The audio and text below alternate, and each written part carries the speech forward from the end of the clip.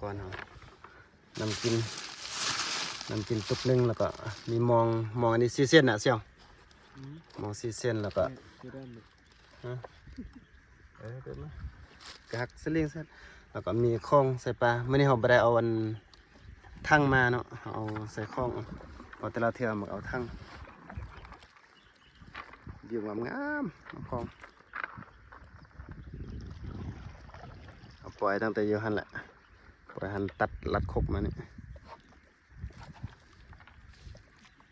แต่ลัดซื้อเนาะโอ้ยเรื่องการให้จะได้แล้วเปอร์เซ็นต์กล้าก็จะเรียนยาก